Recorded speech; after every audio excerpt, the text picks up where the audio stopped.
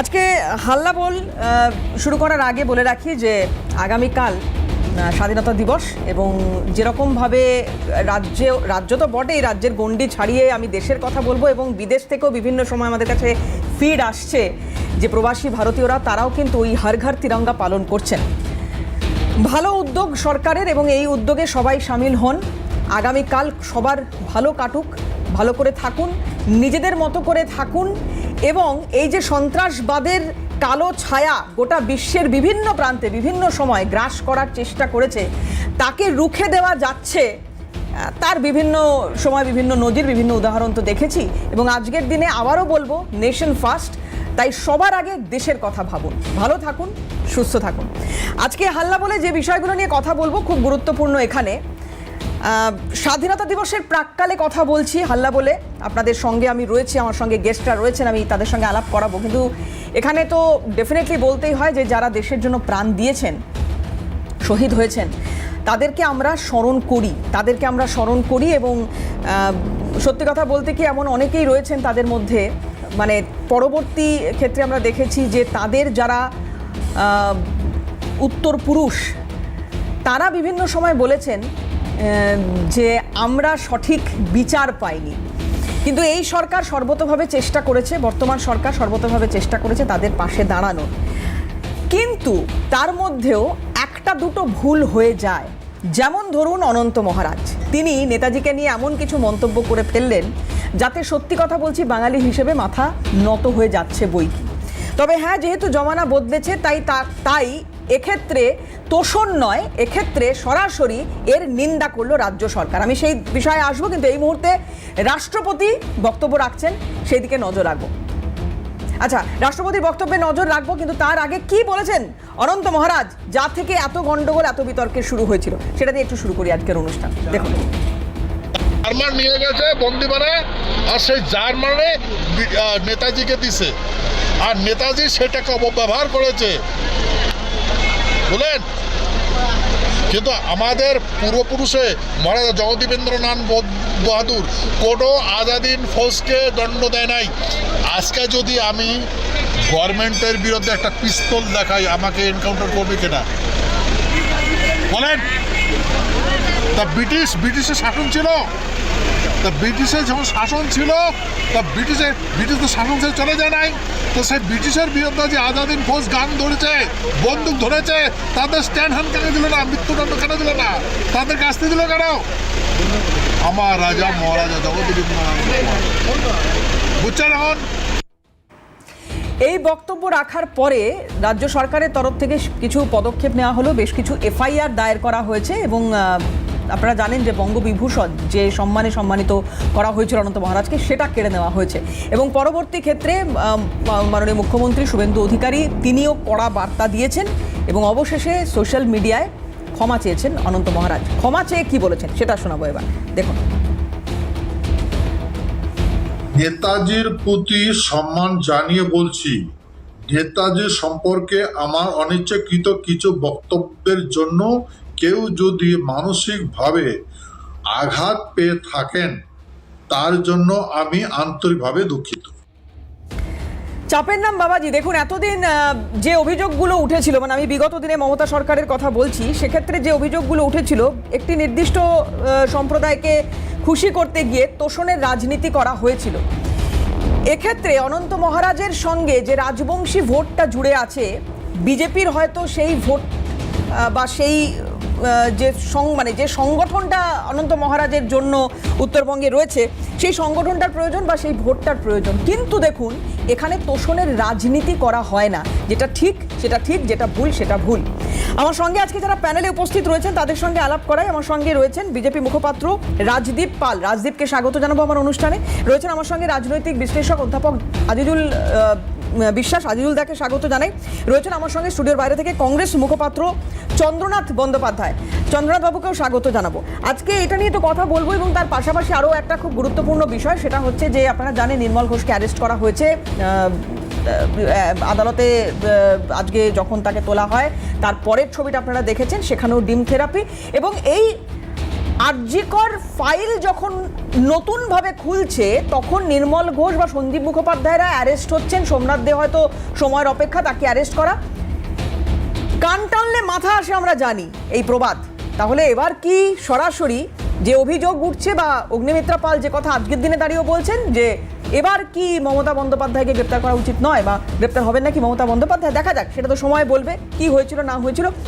অবশ্যই সেটা নিয়ে আলোচনারও সুযোগ রয়েছে। আমি প্রথমে একটু নেতাজিকে অপমান করা এবং তারপরে ভুল বুঝতে পেরে ক্ষমা চাওয়া এবং এই রাজ্যের সরকারের বক্তব্য, সেগুলো আমার গেস্টরা কিভাবে দেখছেন একটু শুরু করতে চাইবো রাজদীপকে দিয়ে। রাজদীপ। দিদি, আমি প্রথমেই শুরু করছি এইটা বলে যে আজকের দিনে দাঁড়িয়ে যারা নেতাজিকে অপমান করছে বা নেতাজিকে নিয়ে কুরুচিকর মন্তব্য করছে, সেটাকে ভারতীয় জনতা পার্টি, আমরা আগেও বলেছি এবং এখনও বলছি, আমরা কোনোভাবে এন্ডোর্স করি না। তাদের বিরুদ্ধে যারা যারা এরকম ধরনের কার্যকলাপের সাথে যুক্ত তাদের সবাইকে পশ্চিমবঙ্গ সরকার অবিলম্বে অ্যারেস্ট করেছে, দুজনকে অ্যারেস্ট করেছে। এবং আজকে যে অনন্ত মহারাজ যে কথাটি বলেছেন সেটার জন্য তাকে চাপ দেওয়া হয়েছে। চাপ দেওয়ার সাথে সাথে তার যে বঙ্গভূষণ যে পুরস্কার সেটাকে ফেরত নেওয়া হয়েছে এবং তারপরে দাঁড়িয়ে আজকে আমরা দেখছি যে তিনি ক্ষমাও চেয়েছে। তো এই জিনিসটা ভারতীয় জনতা পার্টির সরকার কোনোদিন এন্ডোর্স করবে না। কিন্তু আমি আরেকটা জিনিস মনে করিয়ে দিতে চাই, সেটা হচ্ছে পশ্চিমবঙ্গের পূর্বে যে সরকার ছিল সে যেভাবে সংখ্যালঘু তোষণ করত এবং সেটা কিভাবে করত, আজকে সেদিনকে দিনে দাঁড়িয়ে বিধানসভায় হুমায়ুন কবির হিন্দু ধর্মকে নিয়ে প্রচণ্ড বাজে বাজে কথা বলেছিল। সেদিনকে দিনে দাঁড়িয়ে ববি হাকিম মঞ্চ থেকে দাঁড়িয়ে হিন্দু ধর্মের ওপর আক্রমণ করেছিল, কিন্তু আমরা দেখিনি আগের মুখ্যমন্ত্রীকে একটুও টু শব্দ করতে। মমতা বন্দ্যোপাধ্যায় সেই নিয়ে কোনো কথাই বলেনি, কিন্তু আমাদের মুখ্যমন্ত্রী, বর্তমান মুখ্যমন্ত্রী শুভেন্দু অধিকারী সাংবাদিকদের মুখোমুখি হন এবং বলেছেন যে এইটাকে আমরা সমর্থন করছি না এবং এইরকম ধরনের কথা আমরা কোনোদিন তোষণের রাজনীতি করব না এবং এরম ধরনের কথাকে আমরা এন্ডোর্স করব না। এবং এই যে নেতাজি শুধুমাত্র পশ্চিমবঙ্গের নেতা নয়, শুধুমাত্র ভারতবর্ষের নেতা নয়, নেতাজি হচ্ছে বিশ্বের নেতা। আমাদের ভারতবর্ষের রিপ্রেজেন্ট করেছে নেতাজি, তাই জন্য নেতাজি আমাদের গর্ব, নেতাজি বাংলার গর্ব, নেতাজি ভারতবর্ষের গর্ব। এখানে ভোটের কথা ভাবনি? একদমই না। আমাদের কিসের ভোট? পশ্চিমবঙ্গ সবার আগে আমরা ভারতীয় জনতা পার্টি একটা বিষয়ের ওপর নির্ভর করে আমাদের দলটি তৈরি হয়েছে। সবার আগে মানুষ, মানুষের আগে নিজের আগে দল, দলের আগে দেশ। আমরা কোনোদিন ভোটের জন্য দেশকে পিছনে ছাড়বো না। দেশকে আমরা সব সময় প্রায়োরিটি দিই এবং আগে রাখার চেষ্টা করি এবং আগে রাখবো। চেষ্টা করা দূরের কথা, এবার আমরা যতদিন অস্তিত্ব থাকবে আমাদের, যতদিন আমরা ভারতবর্ষের বুকে দাঁড়িয়ে রাজনীতি করব, ততদিন দেশকে আমরা আগে নিয়ে যাব, দেশকে আগে রাখবো এবং দেশের যারা নায়ক তাদেরকে আমরা নায়কের মর্যাদা দেব, দেশের যারা নেতা তাদেরকে আমরা সারা জীবন নেতা বলেই মনে করব। এই রকম ধরনের কথাবার্তা যারা বলছে, ভারতীয় জনতা পার্টি এটাকে কোনো রকমভাবে প্রশ্রয় দেবে না এবং আগামী দিনে যারা যারা এরকম ধরনের কাজ কারবার করবে তাদেরকে অবিলম্বে গ্রেফতার করা হবে এবং আইনত ব্যবস্থার মধ্যে আনা হবে। আমার যেটা মনে হয় রাজদীপ, যে এরপরে কেউ আর সেই সাহসটাও দেখাবে না, কারণ এটা তারা দেখে নিল যে বিজেপি সরকার এক্ষেত্রে কোনোভাবে রিয়াক্ট করলো না। ফলে আমার মনে হয় না, দেখা যাক সেটা অবশ্য কি হয়। আমি আজিজুলদার কাছে আসবো। আজিজুলদার, যে সময় মানে এই নির্বাচনী প্রচার চলাকালীন বাংলা বাঙালি অস্মিতা নিয়ে দীর্ঘদিন ধরে টানাপোড়েন চলেছে, একদল বলেছে আমরা সেরা বাঙালি, আরেকদল বলেছে আমরা সেরা বাঙালি। কিন্তু মুশকিলটা হচ্ছে যে বাংলা ও বাঙালির আইকন বলতে যে সমস্ত মনীষী বা মহাপুরুষদের আমরা একেবারে প্রথমের সারিতে দেখতে পাই বা ভাবি, এখনো পর্যন্ত চোখ বন্ধ করে বলে দেওয়া যায় যে সেই তালিকায় তো অবশ্যই নেতাজি রয়েছেন। এক্ষেত্রে কে সেরা বাঙালি এটা প্রমাণের লড়াইয়ে বিজেপি অনেকটা এগিয়ে গেল না? না, কে এগিয়ে গেল কে পিছিয়ে গেল সেই আলোচনার আগে যেটা বলি, বিশ্বকবি রবীন্দ্রনাথ ঠাকুর নেতাজি সুভাষচন্দ্রকে দেশনায়ক উপাধিতে ভূষিত করেছেন। অন্যতম সেরা বাঙালি, ভারতের স্বাধীনতা আন্দোলনের মহাকাব্যিক চরিত্র নেতাজি সুভাষ। ফলে সব ক্ষমা হতে পারে না, এটা প্রথমেই বলে দেওয়া ভালো। অর্থাৎ ক্ষমা চাইলেই তার সব পাপ মানে মিশে যায় না। সুতরাং অনন্তবাবু যে কাজটা করেছেন সেটা খুব অন্যায় করেছেন, এর ক্ষমা নেই।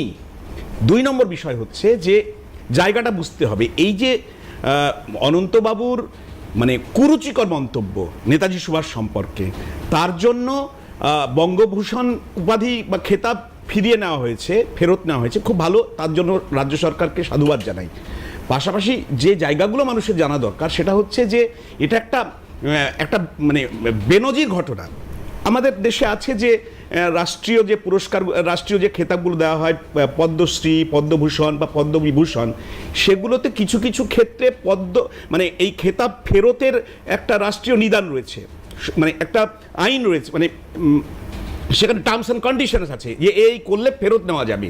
কিন্তু বঙ্গভূষণের ক্ষেত্রে আছে কি আমার জানা নেই। তবে বলি, এই বছরেই ভাষা দিবসের দিন তৎকালীন রাজ্য সরকার, মানে তৃণমূল কংগ্রেসের সরকার, এই অনন্ত মহারাজ, যিনি ভারতীয় জনতা পার্টির রাজ্যসভার মেম্বার, এইটা ক্যাটাগরিক্যালি বলি, ভারতীয় জনতা পার্টির নির্বাচিত রাজ্যসভার মেম্বার, তাকে বঙ্গভূষণে ভূষিত করে এই রাজ্যের তৃণমূল সরকার এই বছরেই, এবং 6 মাস 7 মাস যেতে না যেতেই তার ফেরত নেওয়া হলো, বিজেপি সরকার ফেরত নিল। অর্থাৎ এই জায়গায় অনেক মানুষ বলছে, আমি যেহেতু আমি ইতিহাসের শিক্ষক, অনেকে বলছেন তাহলে এইখানে খানিকটা দৈত্যতা চলে এলো না, দ্বিচারিতা চলে এলো না?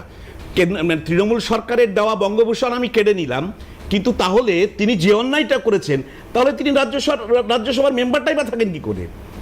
সেই ব্যাপারে দলের কি অবস্থান রয়েছে, ভারতীয় জনতা পার্টির অবস্থান কি? কারণ এটা তো ঠিক, আমি মানি 2014 সালের পরে ভারতীয় জনতা পার্টি কেন্দ্রীয়ভাবে দিল্লিতে ইন্ডিয়া গেটে, যেখানে আমরা দেখেছি নেতাজি সুভাষচন্দ্রের সেখানে মূর্তি করা হয়েছে, শুধু তাই নয়, গোটা জাতির জন্য নেতাজি সুভাষকে নিয়ে যে অসমাপ্ত গবেষণার কাজ, সেই গবেষণার ক্ষেত্রকে প্রসারিত করার জন্য সমস্ত ডকুমেন্টস খুলে দেওয়া হয়েছে। এই কাজগুলো তো কেন্দ্র সরকার করেছে। হয় নিন্দুকেরা বলেন, কংগ্রেসও বলেন যে নেহেরু ভিয়ান যে কনসেপ্ট, অর্থাৎ নেহেরুকে খাটো করতে, তার লেগাসিকে খাটো করতে ভারতীয় জনতা পার্টি নেতাজিকে ব্যবহার করছে। যেমন করে এখন আমাদের রাজ্যেও বলা হচ্ছে যে নেতাজি সুভাষচন্দ্রের এই যে খাটো করা হচ্ছে, তার পিছনে অন্যরকম পলিটিক্যাল ইকুয়েশন আছে। বিষয়টা হচ্ছে যে আমাদের দেশে এতদিন পর্যন্ত মানে কোনো সম্মান বা কোনো খেতাব ফেরত দেওয়ার নজির আছে। কেউ দেখবো, আমরা দেখবো, আমরা যে 1977 সালে আমরা দেখবো 1977 থেকে 2019-20 সাল পর্যন্ত অনেকেই, চন্দ্রনাথ কাছে একটু যাই। চন্দ্রনাথ, আপনার কি মূল্যায়ন, আপনার কি মূল্যায়ন? আমি আসবো দাদা, আমাকে রাষ্ট্রপতির বক্তব্যেও ঢুকতে হবে একটু। হ্যাঁ চন্দ্রনাথ দা, সকলকেই প্রথমে শুভ সন্ধ্যা। দেখুন, একটা মানুষকে মার্ডার করে দেওয়ার পরে তারপরে যদি বলি আমায় ক্ষমা করে দাও, আমি ভুল করে মার্ডার করে ফেলেছি, সে কি ক্ষমা পায়? বা জেনে বা না জেনে আগুনে হাত দিলে হাত তো পড়ে। কংগ্রেস কথা বলছে এই নিয়ে, আগুনে তো হাত পুড়বে, কারণ এটা অনেক বড় লজ্জা লাগছে শুনতে। আগুনে হাত দিলে হাত পুড়বে, সেটা জেনেই দাও না জেনেই দাও। নেতাজিকে নিয়ে কংগ্রেস কথা বলছে। নেতাজির মতো একজন ব্যক্তিত্বকে নিয়ে এই ধরনের মন্তব্য করেন কি করে একজন রাজ্যসভার এমপি? রাজ্যসভায় কারা যায়? তাদের পলিটিক্যাল বেস আছে, সমাজের গণ্যমান্য ব্যক্তি, তাদের পলিটিক্যাল ব্যাকগ্রাউন্ড বা তাদের এডুকেশন ব্যাকগ্রাউন্ড, তাদের সামাজিক কি ব্যাকগ্রাউন্ড আছে, এগুলো দেখে তাদেরকে রাজ্যসভায় পাঠানো হয়। একজন রাজ্যসভার এমপি এই ধরনের মতামত প্রকাশ করেন কি করে? তিনি ভুল করে ফেলেছেন। ভুল করে দিয়ে করেননি, তাকে যখন পার্টির থেকে চাপ দেওয়া হচ্ছে, এখানে দেখেছি এটা নিয়ে যখন ইস্যু তৈরি করা হচ্ছে, বিরোধীরা প্রচারে নেমেছে, কংগ্রেস প্রচারে নেমে গেছে, তখন তাকে বলা হচ্ছে তুমি এটাকে ভুল স্বীকার করো। মানে বিজেপির স্ট্যান্ড এখানে কি আমি জানার চেষ্টা করব, কিন্তু একটা আমাকে বিরতি নিতে হবে এখানে, আর বিরতির পর ফিরে এসে জাতির উদ্দেশ্যে ভাষণ দিচ্ছেন রাষ্ট্রপতি, সেদিকে নজর রাখবেন। मानव समाज के नैतिक और स्वस्थ रहने का प्रतीक है। एक पेड़ माँ के नाम तथा लाइफस्टाइल फॉर एनवायरनमेंट यानी लाइफ जैसे अभियानों की भावना के अनुरूप सभी को पर्यावरण संरक्षण के लिए व्यक्तिगत और सामूहिक प्रयास करना चाहिए। मेरे प्यारे देशवासियों, मुझे ये देखकर बहुत प्रसन्नता होती है कि शिक्षा के क्षेत्र में हमारे बेटियां प्रभावशाली प्रदर्शन कर रहे हैं। साथ ही कृषि उत्पादकता बढ़ाने में योगदान देने वाले ड्रोन दीदी से लेकर वायुसेना में फाइटर कॉम्बैट लीडर बनने तक विभिन्न क्षेत्रों में महिलाओं की भागीदारी बढ़ रही है। हाल ही में ग्लासगो में संपन्न हुए कॉमनवेल्थ गेम्स में भारत के कुल 13 स्वर्ण पदकों में 8 स्वर्ण पदक बेटियों ने जीते हैं। महिलाओं की आर्थिक आत्मनिर्भरता बढ़ रही है। स्वयं सहायता समूह की 10 करोड़ से अधिक महिला सदस्य है। 3 करोड़ महिलाओं को लखपति दीदी बनाने का लक्ष्य तय किया गया था। इस लक्ष्य को प्राप्त किया जा चुका है। अब हमारे देश 3 करोड़ महिलाओं को नई लखपति दीदी बनाने के लक्ष्य की ओर अग्रसर है। मुद्रा योजना के तहत सहायता प्राप्त करने वाले उद्यमियों में लगभग 2/3 लाभार्थी महिलाएं हैं।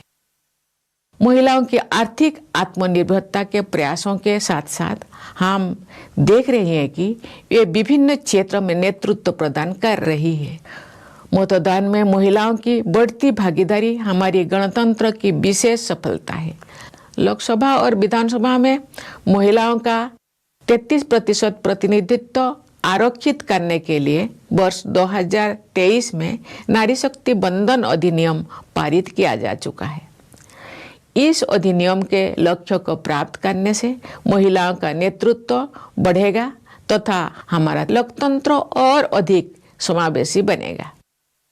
देश की कुल आबादी में 65% लोगों की आयु 35 वर्ष से कम है। ये युवा आबादी हमारी सबसे मूल्यवान संपदा है। हमारे देश के युवा टैलेंटेड है, कमिटेड है और स्किल्ड है।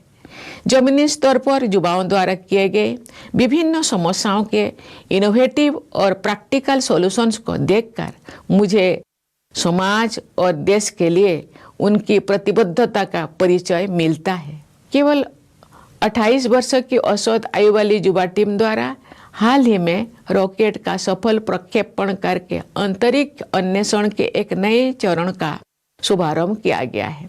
हमारे अनेक युवा स्वरोजगार के मार्ग पर चलते हुए रोजगार प्रदान करने की संस्कृति को अपना रहे हैं। युवा उद्यमियों की भागीदारी से हमारे देश में एक मजबूत स्टार्टअप इकोसिस्टम विकसित हुआ है। विश्व के बड़े बड़े उद्यम भारत के युवाओं की प्रतिभा और लगन से प्रभावित रहते हैं तथा उन्हें नेतृत्व की भूमिकाओं में नियुक्त करते हैं। ऐसे युवाओं ने विश्व समुदाय में भारत की युवा शक्ति की साख बढ़ाए हैं। हमारी युवा पीढ़ी भारत के स्वर्णिम भविष्य के प्रति मेरी आस्था को और प्रबल बनाती है। हमारे विद्यार्थी भारत के भविष्य निर्माता है। जिस तरह राष्ट्रीय सुरक्षा के लिए सरकार और समाज का एकजुट रहना जरूरी है, उसी तरह विद्यार्थियों के वर्तमान और भविष्य की सुरक्षा के लिए भी सभी के सम्मिलित प्रयास जरूरी है। सार्वजनिक परीक्षाएं विद्यार्थियों के लिए अवसर के द्वार खोलती है। इसीलिए सरकार इन परीक्षाओं में सुधार के लिए व्यापक कदम उठा रही है। इन सुधारों का उद्देश्य है कि सार्वजनिक परीक्षाओं में अनुचित साधनों पर पूरी तरह से अंकुश लगे, परीक्षा प्रणाली और अधिक पारदर्शी तथा युवाओं के लिए सुरक्षित एवं भरोसेमंद हो। सरकार के प्रयासों तथा नई आर्थिक गतिविधियों से युवाओं के लिए अनेक प्रकार के ফিরে এলাম বিরতির পর। আমরা যে বিষয় নিয়ে কথা বলছিলাম, আমি আরেকবার একটু সরাসরি চলে যাব, যেহেতু আমি চন্দ্রনাথ দাকে খুবই কম সময় দিয়েছিলাম। চন্দ্রনাথ দা বলুন, আমি তখন থামিয়েছিলাম আপনাকে, বলুন।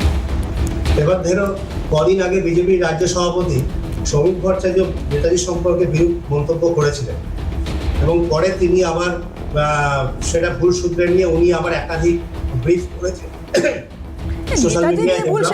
এক মিনিট, আমি একটু দাদা একটু আমি আপনাকে বিরত করছি। নেতাজিকে নিয়ে ভুল মন্তব্য কি করেছিলেন? উনি বলেছিলেন বোধহয় খুব সম্ভবত ফরওয়ার্ড ব্লকের গুন্ডা, এই শব্দটা ব্যবহার করেছিলেন এবং এটা নেতাজি সম্পর্কে নয়, যারা ফরওয়ার্ড ব্লকের গুন্ডা এইরকম ভাবে বোধহয় মন্তব্য করেছেন। ফরওয়ার্ড ব্লক তৈরি করেছিলেন কিন্তু নেতাজি, এটা মনে রাখতে হবে। এবারে এই ঘুরিয়ে এই ধরনের তৈরি করেছিল নেতাজি, তৈরি করেছিল নেতাজি। নেতাজি থেকে কংগ্রেস থেকে বার করে দিয়েছিল কারা? নেতাজিকে কংগ্রেস থেকে বার করে দিয়েছিল কারা? আপনাদের মুখে নেতাজি নিয়ে শুনবো নাকি? আপনাদের মুখে নেতাজি নিয়ে শুনবো? অত খারাপ দিনে এখনো আসেনি। আজকের দিনে দাঁড়িয়ে আপনারা নেতাজিকে নিয়ে কথা বলছেন, আপনাদের লজ্জা করে না? যখন কংগ্রেস থেকে নেতাজিকে বার করে দেওয়া হয়েছিল তখন আপনারা কোথায় ছিলেন? ফরওয়ার্ড ব্লক তৈরি করতে হলো কেন নেতাজিকে? আপনি ইতিহাসটা জানেন? ইতিহাসটা আপনি জানেন? কেন করা হচ্ছে তাদের? অ্যাকচুয়ালি এই ধরনের মন্তব্য যিনি করছেন অনন্ত মহারাজ, তাকে এমপি পদ তার খারিজ করে দেওয়া উচিত। আমি তো মনে করি আমাদের পশ্চিমবাংলার মাননীয় মুখ্যমন্ত্রী উনি যে পদক্ষেপটা নিয়েছেন অবশ্যই ধন্যবাদযোগ্য, তার সাথে সাথে ওনার ক্ষমতা নেই, ওনার এখতিয়ার নেই। ওনার যদি এখতিয়ার থাকতো উনি আমার মনে হয় অনন্ত মহারাজের এমপি পদ খারিজ করতেন, সাসপেন্ড করতেন, কারণ উনি না, তাহলে- সংগঠনের মধ্যে নেই বিজেপি। না, তাহলে- তার জন্য এই অবস্থা। এবং শুভেন্দুবাবু জিনিসটা বুঝেছেন যে নেতাজির মতো একজন ফিগার, তার সম্পর্কে এর আগে বঙ্কিমচন্দ্র চট্টোপাধ্যায়ের সম্পর্কে বলা হয়েছে, নেতাজির মূর্তি ভাঙা হয়েছে, এরা বিদ্যাসাগরের মূর্তি ভাঙা হয়েছে। আমরা দেখেছি র্যালির সময় বিদ্যাসাগর কলেজে বিদ্যাসাগরের মূর্তি ভাঙা হয়। এটা কি ধরনের কালচার, কি ধরনের রাজনীতি ভেঙেছিল culture? আপনারা জানেন কারা ভেঙেছিল? এই যে তৃণমূলের পক্ষ নিয়ে কথা বলছেন, তৃণমূল গন্ধটা এখনো গায়ের দিয়ে কাটেনি। এই যে তৃণমূল গন্ধটা এখনো গায়ের দিয়ে কাটেনি। সেই দিনকে দাঁড়িয়ে বিদ্যাসাগরের মূর্তি কে ভেঙেছিল? আপনি পুরনো ঘটনা জানেনই না আপনি জানেনই না। দেখে নিয়ে এই ধরনের কথা তৃণমূল বলুন। ছাত্র পরিষদ ভেঙেছিল সেদিনকে দাঁড়িয়ে। অনন্ত মহারাজ বলেছে এটা ক্ষমার অযোগ্য, শুধু বঙ্গবিভূষণ কেড়ে নিলে হবে না, তার আমাদের সংসদ মুখ্যমন্ত্রীও তাই বলেছে, যেটা ক্ষমার অযোগ্য। এই ধরনের মন্তব্য যারা করে তারাই দেশদ্রোহী, তারাই দেশকে ভালোবাসে না। যারা নেতাজি সম্পর্কে এই ধরনের নেতিবাচক মন্তব্য করছে, না, বিরূপ মন্তব্য বুঝলাম। করছে, আমি এই যে দেখুন আমি আপনারা যে আমি বিজ্ঞপ্তি দাদা একটু আপনাকে বিরত করবো, চন্দ্রনাথ দা একটু বিরত করি আপনাকে। আমি রাজদীপের কাছে একবার আসবো। রাজদীপ, এক্ষেত্রে কি স্ট্যান্ড দল নিচ্ছে? দল একমাত্র একটা স্ট্যান্ডই নিচ্ছে। আমি প্রথম থেকে বলছি, এরকম ধরনের কাজ কারবার যারা করবে তাদেরকে দল এন্ডোর্স করবে না। এবং উনি না, যেভাবে না, এই যে ধরো এমপি তো এখনো উনি, তো সেই বিষয়ে কি দল কিছু ভাবনা চিন্তা করছে? অবশ্যই সেই বিষয় নিয়ে আমাদের দিল্লিতে আমাদের উচ্চ নেতৃত্ব অবশ্যই ভাবনা চিন্তা করছে। বিষয়টা তো একদিনের নয়, এই সব বিষয় দেখতে গেলে কিছুদিন টাইম লাগে। সেই টাইমটা আমাদেরকে দেওয়া হোক, কারণ আমাদের সরকার আজকের দিনে দাঁড়িয়ে কিন্তু ব্যবস্থা নিচ্ছে এবং আমরা জানি আমাদের সরকার ব্যবস্থা নেবে। তাই জন্য এখন থেকে তো লাফালাফি করলে হবে না, এবং কংগ্রেসের কথা আমরা কংগ্রেসের মুখ থেকে শুনবো না। বেশ, মুখ্যমন্ত্রী শুভেন্দু অধিকারীর কংগ্রেসের মুখ থেকে শুনবো। বেশ, মুখ্যমন্ত্রী শুভেন্দু অধিকারী কি বলেছেন এই বিষয়ে একটু শোনাবো আপনাদের, আর তারপরে এই বক্তব্যের পরে আমরা একটা সরাসরি বিরতিতে চলে যাব, তারপর ফিরছি। দেখুন কি বলেছেন মাননীয় মুখ্যমন্ত্রী। ঠিক আছে, এটা ইতিবাচক ভাবেই দেখা উচিত, ইতিবাচক ভাবে দেখা উচিত বলে আমার মনে হয়। আমার অযোগ্য কাজ করেছেন তিনি, তারপরেও তিনি একজন বর্ষিয়ান মানুষ, সিনিয়র নাগরিক হিসেবে আমার মনে হয় এটা ইতিবাচক হিসেবে দেখা উচিত। আইনের পথে চলবে। বিভিন্ন থানায় এফআইআর হয়েছে, 5 জন গ্রেপ্তার হয়েছে, 282টা পোস্টকে টেকডাউন করা হয়েছে, ডিলিট করা হয়েছে, ফেসবুক অ্যাকাউন্ট বন্ধ করে দেওয়া হয়েছে পশ্চিমবঙ্গ পুলিশের পক্ষ থেকে অভিযোগ করে প্রায় 282টা। 5 জন গ্রেপ্তার হয়েছে, স্পেসিফিক 6টা এফআইআরও হয়েছে। আইনের পথে চলবে, ওটা নিয়ে আমি কিছু বলবো না। কিন্তু ওনার বয়স দেখে আমি বলবো যে উনি যেটা কাল মধ্যরাত্রে নিজের ফেসবুক অ্যাকাউন্ট থেকে করেছেন এবং আলাদা করেও ভিডিও করেছেন, তাকে ইতিবাচক হিসেবে দেখা উচিত। এবং এটা থেকে সবাইকে উনি নিজেও বলেছেন যে পরবর্তী মন্তব্য থেকে সতর্ক থাকবেন। ভালো। ফিরলাম বিরতির পর, আর এবার যে বিষয় নিয়ে কথা বলবো তা হচ্ছে যেটা আমি একদম শুরুতে বলছিলাম, নির্মল ঘোষের গ্রেপ্তারি।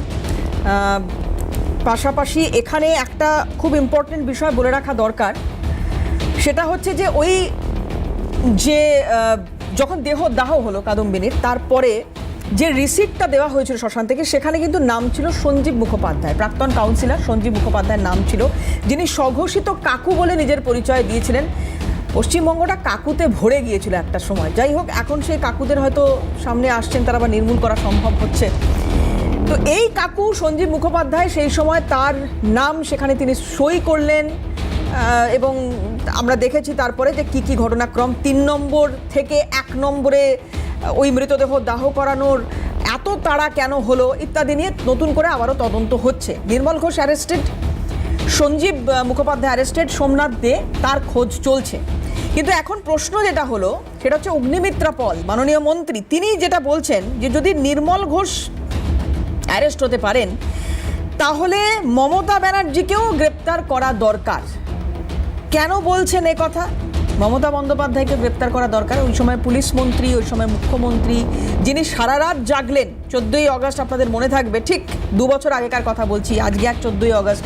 আর সেদিনকে বেহালার একটা সভা থেকে মমতা বন্দ্যোপাধ্যায় বলেছিলেন যে সারা রাত উনি জেগেছিলেন, ওই সময় তিনি অন্য একটি কর্মসূচিতে ছিলেন, সেখান থেকে তিনি ফিরছেন, সেই সময় পুলিশ কমিশনারের সঙ্গে প্রতি মুহূর্তে তার কথা হচ্ছে।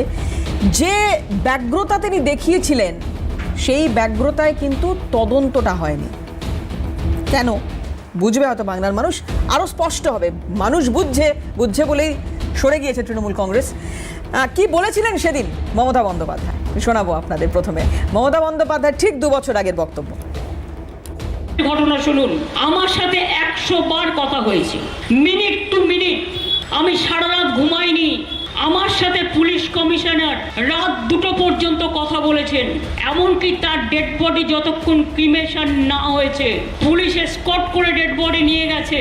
এবং সারা রাত জেগে তারা সিসিটিভি থেকে শুরু করে, জুডিশিয়াল ম্যাজিস্ট্রেট ডাকা থেকে শুরু করে, ভিডিও করে রাখা থেকে শুরু করে, তার পরের দিনও ডিএনএ টেস্ট থেকে শুরু করে, স্যাম্পল কালেকশন থেকে শুরু করে, এবং 12 ঘন্টার মধ্যে আসল যে খুনি তাকে জেরা করে, তার এভিডেন্স পেয়ে তাকে জেরা করে 12 ঘন্টার মধ্যে তাকে অ্যারেস্ট করা হয়েছে। এইটা তো তৃণমূল কংগ্রেসের সময় মানে যখন তারা ক্ষমতায় আছে তখনও বলা হয়েছে বা পরবর্তী ক্ষেত্রে বলা হয়েছে যে ওই একটাই গ্রেপ্তারি ছিল সেই সময়, আর তো কোনো গ্রেপ্তারি ছিল না। এখনও কিন্তু পুলিশই গ্রেপ্তার করলো। আজকে এই যে বলা হচ্ছে যে না সিবিআই তো একজনকেও অ্যারেস্ট করেনি, কলকাতা পুলিশ যাকে অ্যারেস্ট করে দিয়েছিল তাকেই তো সিবিআই সামনে রেখে তদন্ত প্রক্রিয়ায় গিয়েছিল। আজকেও কিন্তু পুলিশ, রাজ্যের পুলিশ অ্যারেস্ট করলো তাকে।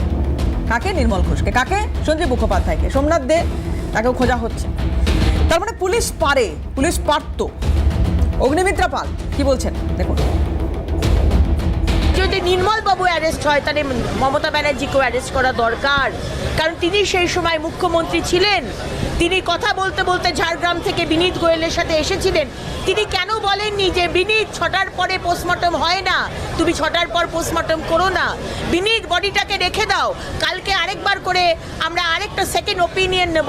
তিনি চেষ্টা করেননি, বরঞ্চ তিনি চেষ্টা করেছেন তার পুলিশকে দিয়ে ঘুষ খাইয়ে অভয়ার বাবা মার মুখটা চুপ করিয়ে দেওয়ার। তাই প্রশ্নের উত্তর, যদি নির্মল বাবুকে অ্যারেস্ট করে দিতে হয়, যদি সোমনাথ বাবুকে অ্যারেস্ট করার দাবি আমি রাখি, তাহলে মাননীয় এক্স মুখ্যমন্ত্রী মমতা ব্যানার্জিকেও অ্যারেস্ট করা দরকার, এটা আমার মনে হয়। অনুপম দত্ত খুনের ঘটনা, তোলাবাজির ঘটনা, সিন্ডিকেট চালানোর ঘটনা, স্বজন পোষণের ঘটনা, পরিবারতন্ত্রের রাজনীতি চালিয়ে যাওয়ার ঘটনা। আমি কাদম্বিনীর এই যেহেতু এটা এই মুহূর্তে তদন্ত চলছে, দেখা যাক কি হয় আগামী দিনে। কিন্তু একের পর এক অভিযোগ এই নির্মল ঘোষের বিরুদ্ধে উঠেছে। ওখানকার মানুষ ভীত, সন্ত্রস্ত থেকেছেন, মুখ খুলতে পারেনি, আওয়াজ তুলতে পারেনি। আজকে পাচ্ছেন। ব্যারাকপুর পুলিশ কমিশনারেটের ভূমিকা নিয়ে কি বলবে রাজদীপ? মাননীয় মন্ত্রী অগ্নিদি যে কথাটা বলছে একদম ঠিক বলছে, এবং আগের মুখ্যমন্ত্রীর যে ভাষণটি আপনারা শোনালেন তিনিও একদম ঠিক বলছে। তিনি একদমই জেগেছিল, সারা রাত বিনীত গোয়েলের সাথে তার কথা হয়েছিল, কিন্তু বাঁচানোর জন্য নয়, প্রমাণগুলো লোপাট কীভাবে করা যায়, কীভাবে সরকারকে বাঁচানো যায়, তৎকালীন সরকারকে বাঁচানো যায়। এবং তার ভাইপো, তার ওই কাকু, ওই যে কাকু নামে পরিচয় দিয়েছে, কাকু মানে তো ওনার ভাইপো, দাদা, ভাই, এইসব সম্পর্কে দিদির সাথে অনেক সম্পর্ক ছিল। এরকম ধরনের সম্পর্কের ভাইদের, দাদাদের বাঁচানোর জন্য বিনীত গোয়েলের সাথে কথা হয়েছে। তাই জন্য মাননীয় মন্ত্রী অগ্নিমিত্রা পাল দিদি যে কথাটাই বলছেন তার পূর্ণ সমর্থন করা উচিত, এবং আগের মুখ্যমন্ত্রী মমতা বন্দ্যোপাধ্যায়কে অবিলম্বে অ্যারেস্ট করা উচিত। কারণ এই মুখ্যমন্ত্রী, আগের যে মুখ্যমন্ত্রী মমতা বন্দ্যোপাধ্যায়, তিনি এই কেসের মধ্যে মানে একেবারে জড়িত, সামনাসামনি জড়িত, এবং এই যে পুরো বিষয়টা, এটা পুরো নিগরানি করেছে আগের মুখ্যমন্ত্রী মমতা কিন্তু রাজদীপ, তোমরা যে কথাগুলো বলছো যে সরাসরি মুখ্যমন্ত্রী মমতা বন্দ্যোপাধ্যায়ের বিরুদ্ধে, মাননীয় প্রাক্তন মুখ্যমন্ত্রীর বিরুদ্ধে তোমরা অভিযোগ করছো, এখানে তো তোমরাই বলছো যে প্রমাণ সমস্ত লোপাট করে দেওয়া হয়েছে। যদি ওনার কোনো ভূমিকা থেকেও থাকে, এটা খুঁজে পাওয়া, বার করা কতটা চ্যালেঞ্জিং। আগের যে পুলিশ প্রশাসন ছিল, যে পুলিশ মন্ত্রী ছিল, সে যেভাবে প্রমাণ লোপাট করতে চেয়েছিল সে প্রমাণ লোপাট করেছে। কিন্তু আমাদের এখনকার সরকার, আমাদের এখনকার পুলিশ মন্ত্রী, আমাদের এখনকার পশ্চিমবঙ্গের পুলিশ সেই ধোয়া, সেই মিটিয়ে দেওয়া যে প্রমাণ, সেইগুলোর থেকেও বার করে আনার কাজ করবে। এবং আমাদের বর্তমান মুখ্যমন্ত্রী শুভেন্দু অধিকারী মুখ্যমন্ত্রী হওয়ার আগেও বলেছেন যে আমরা সরকারে এলে অভয়া বিচার পাবে, এবং এখনও আমরা এই কথা বলছি, অভয়া বিচার পাবে এবং খুব শীঘ্রই পাবে। এই যে প্রমাণ লোপাট করা হয়েছিল, কারা প্রমাণ লোপাট করেছে সেইরকমভাবে সেই চেন ওয়াইজ তাদেরকে অ্যারেস্ট করা হবে, তাদেরকে ধরা হবে, ধরে তাদেরকে শাস্তি দেওয়া হবে। কিন্তু সিবিআই এর ভূমিকা নিয়েও প্রশ্ন উঠেছে রাজদীপ, এটাও অস্বীকার করার জায়গা নেই। আমি একটু আজিজুলদার কাছে আসি। আজিজুলদা, একটা এইরকম নারকীয় ঘটনা ঘটে গেল, এখনো পর্যন্ত অ্যারেস্ট বলতে এতদিন পর্যন্ত একজন ছিল সঞ্জয় রায়, আর গতকালকের পর থেকে আরও দুজন অ্যারেস্ট দেহদাহের ঘটনায়, কিন্তু ওই ঘটনায় নয়, দেহদাহের ঘটনায়। এবার বিষয় হচ্ছে যে এতটা সময় লাগছে, মানে লাগার কথা কি? আমি বলবো কলকাতা পুলিশের ভূমিকাও, আমি বলবো সিবিআই এর ভূমিকাও। দেখো, মানে একদম পক্ষপাত শূন্য নির্ভেজাল তদন্তে যদি দেরি হয় হোক না, এবং সেই তদন্ত হোক যেখানে একদম মূল মাথাগুলো এই গোটা ঘটনার সঙ্গে যুক্ত তারা ধরা পড়ুক, সে যেই হোক না কেন, সে মমতা বন্দ্যোপাধ্যায় হতে পারে বা আর যেই হতে পারে। বিজেপি মমতা বন্দ্যোপাধ্যায়কে গ্রেপ্তার করার কথা বলছেন, অন্তর্ভুক্ত মন্ত্রী, রাজ্য সরকারের মন্ত্রী বলছেন। তো বিষয়টা এটা তো ঠিক যে এবারে যে 2026-এর যে বিধানসভা নির্বাচন হয়ে গেল, সেটাকে আমি রাজনৈতিক প্রেক্ষিতে যদি আরজি করের ঘটনাকে আমি দেখি, তাহলে এবারে যে পরিবর্তনটা হলো, রাজনৈতিক পরিবর্তন হলো, এই পরিবর্তনে অন্যতম ফ্যাক্টর হচ্ছে অভয়ের কাণ্ড। কিন্তু তারপরেও তো অনেক উপনির্বাচন হয়েছে না। উপনির্বাচন দেখো, একটা 3 মাসের, আমি মনে করি না, এখনো মনে করি না যে একটা সরকারের মূল্যায়ন 3 মাসের মধ্যে কাজের মধ্যে হয়ে যাবে। এটা তো ঘটনা যে বিজেপি তো একটু আগে এই যে রাজদীপ বলছে যে তথ্য লোপাট করা হয়েছে বা কিছু করা হয়েছে, তথ্য লোপাট করা হয়েছে যেমন তেমনি কাউকে দিয়ে করানো হয়েছে বা কোনো গোষ্ঠীকে দিয়ে করানো হয়েছে, সেই মাথাগুলোকে ধরতে হবে। এটা টাইম টেকিং ব্যাপার। কিন্তু আমার প্রশ্ন হচ্ছে যে সেই অরিজিনাল লোকগুলোকে ধরা হোক, এইটা গুরুত্বপূর্ণ বিষয়। হচ্ছে মানুষ কিন্তু চাইছে অভয়ের বিচার হোক, মানে প্রকৃত তদন্ত আসুক। এটা তো ঘটনা যে সিবিআই 2 বছর ধরে তার তদন্তে সেইভাবে এগোতে পারেনি, শুধুমাত্র সঞ্জয় ধরা পড়েছিল।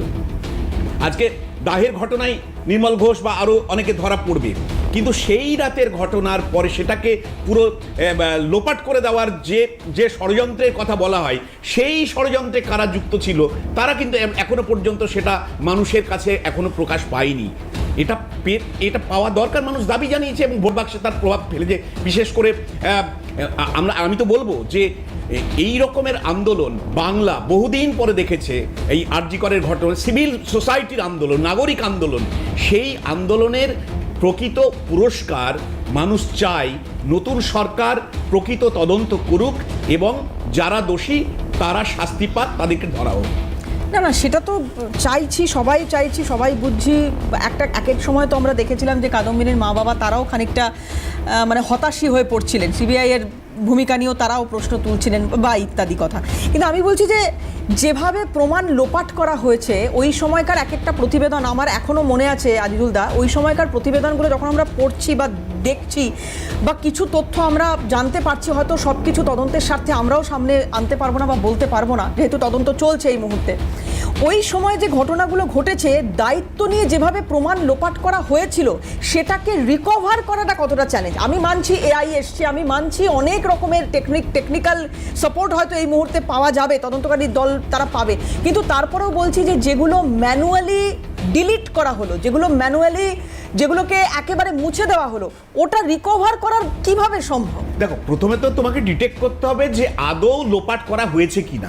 এবং আমি বলছি আজিজুলদা যে একদম ঠিক, আপনি যেটা বলছেন সেটা ঠিক। আমি যদি অভিযোগের ভিত্তিতেও ধরি যে হ্যাঁ কিছু প্রমাণ লোপাট করা হয়েছে, আমাকে তো তাহলে বুঝতে হবে যে ওই প্রমাণটা কোথায় ছিল, কার দ্বারা ডিলিট হলো। এবার ওই কার দ্বারা ডিলিট হলো জানতে গেলে আমাকে তো লোকটা অবধি পৌঁছাতে হবে। তো সেই লোকটা কে লোকটা? একদমই, আমি সেই স্টেপিংগুলোর কথাই বলছি। প্রথম কথা হচ্ছে অভিযোগ করতে পারে, এবং গোটা বাংলা সেদিন বলেছিল, বিশ্বাস করেছিল যে তথ্য লোপাট করেছে, এবং সেই তথ্য লোপাটের সঙ্গে রাজ্য সরকার এবং রাজ্য সরকারের অধীনে কাজ করা আমলারা যুক্ত আছেন তো সেক্ষেত্রে আরজি কর হসপিটালে যারা কর্তৃপক্ষের যারা আছেন তারাও যুক্ত আছেন। এই যে অভিযোগগুলো, এবং সেই অভিযোগের ভিত্তিতে যদি তথ্য লোপাট হয়েই থাকে, সেই লোপাটটা কিভাবে হলো, কার নেতৃত্বে হলো, কারা কারা যুক্ত ছিল, এইটুকু বের করতে পারলেই আমার মনে হয় অভয়া কাণ্ডের অনেকটা তদন্ত হয়ে যাবে। একদম। আমি এই কথাটা বারবার বলা হয়েছে না, সেই সময় নর্থ বেঙ্গল লবি, আমি এখানে একটা বিষয় বলতে চাইবো যে নর্থ বেঙ্গল লবি নিয়ে আমরা কথা বলেছি, বিভিন্ন মানুষের বিরুদ্ধে ওই সময় অভিযোগ উঠেছিল, নর্থ বেঙ্গল লবির মধ্যে কারা রয়েছে এগুলো নিয়ে কথা হয়েছে, কিন্তু নর্থ বেঙ্গল লবিতে এক দুজনের নাম ছাড়া স্পষ্টভাবে কারোর বিরুদ্ধে কোনো অভিযোগ রেজিস্টার্ড নয়। কেন নয়? তাহলে এই নর্থ বেঙ্গল লবি কিভাবে কাজ করেছে সবাই বলছেন, চিকিৎসকদের মধ্যে অনেকে বলেছেন, জুনিয়র ডাক্তাররা বলেছেন নর্থ বেঙ্গল লবি। কি নর্থ বেঙ্গল লবি? কোথা থেকে এই নর্থ বেঙ্গল লবি এলো? কারা তার মধ্যে রয়েছে? চন্দ্রনাথ দা, আপনার কি মূল্যায়ন এই বিষয়ে, যে এই নামগুলো আমরা পাবো কি করে? যারা তদন্ত করছে তারা বুঝবেন কি করে, জানবেন কি করে? হ্যাঁ, আমি একটু বলে নিই। সেটা হচ্ছে মুখ্যমন্ত্রী অনন্ত মহাজ সম্পর্কে যে মন্তব্যটা করলেন, আপনারা দেখালেন যে ওনার বয়স হয়েছে আর কি উঠতে ক্ষমা চেয়েছেন। তো আমি এই কথাটার সূত্র ধরেই বলছি, আমি দেখলাম যে নির্মল ঘোষকে যখন থানার থেকে বের করে নিয়ে যাওয়া হচ্ছিল তাকে কাবার ডিম ছোড়া হচ্ছে। ওনারা কিন্তু 80 বছর বয়স, আইনের পথে চলবে, দোষী হলে অবশ্যই শাস্তি পাবে। সেই দিন কি হয়েছিল ওটা বাংলা জানে। এইবার আমার বক্তব্য হচ্ছে, সেই সময় বাংলায় তৃণমূল সরকার ছিল, নির্মল ঘোষ ছিল বিধানসভার মুখ্য সচেতন, পানিহাটির এমএলএ। রাজনৈতিক প্রভাব থাকতেই পারে, ওখানে ওনার অ্যাসেম্বলির মধ্যে হয়েছে, উনি শ্মশানঘাটে উপস্থিত। এইবারে ঘটনাটা আরজিকর হাসপাতালে ঘটেছে। কি ঘটেছে বাংলার মানুষের কাছে আজও পরিষ্কার নয়। আমার এখানে আজিজুল্লাহ বসে আছেন, রাজদীপ বসে আছে, ওদের কাছেও পরিষ্কার নয়। আপনার কাছে অনেক তথ্য আছে, আপনি বলছেন। তখন বিরোধী দল ছিল বিজেপি, আজকে বাংলায় বিজেপি ক্ষমতায়। তখন সিবিআই এনকোয়ারি করেছে, সিবিআই রিপোর্ট দিয়েছে। সিবিআই কার? বিজেপি গভর্নমেন্ট, সেন্ট্রালে বিজেপি গভর্নমেন্টের কথাই চলছে, বিজেপির হাতে সব কিছু। এবং আমি যতদূর জানি, শুভেন্দুবাবুর দিল্লিতে যথেষ্ট দাপট আছে, তাই যথেষ্ট জোর আছে। উনি অনেক কিছু করাতে পারেননি, তখন বিরোধী দলনেতা উনি, ক্ষমতা কম, মেনে নিলাম। আজকে উনি বাংলার সিএম, তাহলে উনি আজকে পানিহাটিতে মিটিং করে গেলেন, তারপরে নির্মল ঘোষ অ্যারেস্ট হল। রত্না দেবী, এই শুভেন্দুবাবু যেদিন প্রোগ্রামটা করে গেলেন, তার কয়েকদিন আগে থেকে উনি খুব মন মরা ছিলেন। কিন্তু একটা খুব প্যাথেটিক ঘটনা, মেয়ে মারা গিয়েছেন, খুব যন্ত্রণাদায়ক। এ ব্যাখ্যা করা যায় না, আমরা যারা সন্তানের পিতা আমরা বুঝি, এটা ব্যাখ্যা করা যায় না। কিন্তু এটা কি রত্না দেবীকে একটা সান্ত্বনা পুরস্কার দিয়ে দিলে নির্মল ঘোষকে অ্যারেস্ট করে? আপনারা বলুন তো, যে প্রমাণ লোপাটের কথা বারবার বলা হচ্ছে, যারা বলছে তার মানে তারা অনেক কিছু জানে, তাদেরকে ইন্টারোগেট করা হোক। আজিজুল্লাহ যেটা বললেন যে প্রমাণ যে লোপাট করা হচ্ছে, তার প্রমাণ যে লোপাট করা হয়েছে, বারবার এই কথা বলা হচ্ছে, তাহলে প্রমাণ যে লোপাট করা হয়েছে, যারা এত জোর দিয়ে বলছে তারা প্রমাণটা করুক, তারা তথ্যগুলো পুলিশের হাতে তুলে দিই, তারা সিবিআইকে তথ্যগুলো দিই, তাহলেই তো ব্যাপারটা পরিষ্কার হয়ে যায়। মুখ্যমন্ত্রী যদি চান, মুখ্যমন্ত্রীর যদি সদিচ্ছা থাকে, তাহলে অভয়া কাণ্ডের বিচার হবে এবং প্রকৃত দোষীরা সামনে আসবে। কারণ আজকে তো তৃণমূল সরকার ক্ষমতায় নেই, আজকে তো বাংলার মুখ্যমন্ত্রী মমতা বন্দ্যোপাধ্যায় নয়, আজকে তো second in command Abhishek Banerjee নয়, আজকে মুখ্যমন্ত্রী শেষ কথা। বাংলার মুখ্যমন্ত্রী শুভেন্দু অধিকারী, বিজেপির গভর্নমেন্ট চলছে, শুভেন্দু অধিকারীর হাতে প্রচুর ক্ষমতা। উনি যদি চান, ওনার যদি সদিচ্ছা থাকে, অভয়ার বিচার এই 26-এর মধ্যেই হয়ে যাবে। এই 26-এর মধ্যেই প্রমাণ হয়ে যাবে কারা প্রকৃত দোষী। সেটা মুখ্যমন্ত্রীরও ইনিশিয়েটিভ নিয়ে সদিচ্ছা থাকতে হবে। এবং এখানে একটা কথা বলে রাখি, যে ওনাকে যদি আবার বাধা দেওয়া হয় কোনো অদৃশ্য হাত, তাহলে জানি না কি হবে। বেশ, আমি রাজদীপের কাছে আসবো। রাজদীপ, একদম সময় শেষ, কালীঘাটে কি কম্পন শুরু? কালীঘাটে কম্পন 4 তারিখের পর থেকেই শুরু হয়ে গেছিল। তার কারণ হচ্ছে, কালীঘাটে যারা বসে এবং তার আশেপাশে যারা থাকে, তারা সবাই জানে যে দুর্নীতিগুলো, যে অপরাধগুলো তারা করেছে, এইগুলোর এবার বিচার হবে। ধর্মের কল বাতাসে নড়ে, এবং সেই বাতাস এবার শুরু হয়েছে। তাই জন্য কম্পন তো শুরু হয়েছেই, বাতাসের সাথে সাথে কম্পনও হচ্ছে, বাতাসও হচ্ছে, কম্পনও হচ্ছে। এবং এই যে দুর্নীতিগুলো করেছে, এই যে আমাদের অভয়াকাণ্ড, তার সাথে সাথে পশ্চিমবঙ্গে যত মেয়েদের রেপ হয়েছে, 18 বছরের নিচে মেয়েদের ওপর হেনস্থা হয়েছে, তার সাথে সাথে বিজেপির কর্মীদেরকে মারা হয়েছে, এই সব কিছুর বিচার নতুন সরকার, পশ্চিমবঙ্গ সরকার করবে। এই জন্যই আবার কম্পন শুরু হয়েছে, আবার হাওয়া শুরু হয়েছে। সেই 4 তারিখের পর থেকেই হাওয়া চলছে এবং এই হাওয়া চলবে। এবং এর মধ্যিখান থেকে কেউ কেউ লোক ভয় পেয়ে এই দিক থেকে ওই দিক আসার চেষ্টা করছে, ওই দিক থেকে সেই দিকে যাওয়ার চেষ্টা করছে। কিন্তু আমরা আবারও বলছি, আমাদের পার্টির দরজা বন্ধ, এইগুলো বন্ধ করুন। আপনারা যা পারবেন আপনাদের মধ্যে করুন, পার্টির দরজা যাই বন্ধ করুন না কেন, কোথায়? যাই করুন না কেন, কোথায় বন্ধ তোমাদের যাই পার্টির করুন না কেন, দরজা? আপনারা আপনারা আপনারা আপনারা আপনারা কোনোভাবে পার পাবেন না। আপনারা মিডিয়ায় বসে আপনারা মিডিয়ায় শুনে নিন, আপনার সময় বলিনি, আপনারা চ্যানেলে বসে মুখ্যমন্ত্রীর ভালো ভালো প্রশংসা করুন, আপনারা চ্যানেলে বসে প্রধানমন্ত্রীর প্রশংসা করুন, আপনারা ফেসবুকে লাইভ করে বা ফেসবুকে পোস্ট করে প্রধানমন্ত্রীর সাথে প্রথম বৈঠক বলে পোস্ট করুন। এতে আপনাদেরকে ছেড়ে দেওয়া হবে না। আপনারা কিন্তু বিজেপির মেম্বার নন, আপনারা বিজেপিতে আপনাদেরকে নেওয়া হয়নি। এবং জনগণের কাছে আমার পরিষ্কার বার্তা, পশ্চিমবঙ্গের ভারতীয় জনতা পার্টির কেন্দ্র কমিটি এদেরকে কোনোভাবে সেটা একটা আলাদা আলোচনার প্রেক্ষিত, সেখান থেকে অন্য আলোচনা আমরা শুরু করতে পারতাম, কিন্তু আজকে সময় নেই, শেষ করতে হবে আমাকে অনুষ্ঠান। এখানে প্রত্যেককে ধন্যবাদ দাদা, আজকে আর সময় নেই দাদা, চন্দ্রদা সময় নেই, একদম শেষ করবো আজকে অনুষ্ঠান। প্রত্যেককে ধন্যবাদ জানাচ্ছি তার জন্য, এবং আপনারা যারা আমার সঙ্গে ছিলেন আপনাদেরও ধন্যবাদ। শেষ করছি, অন্যান্য খবরের জন্য চোখ রাখুন।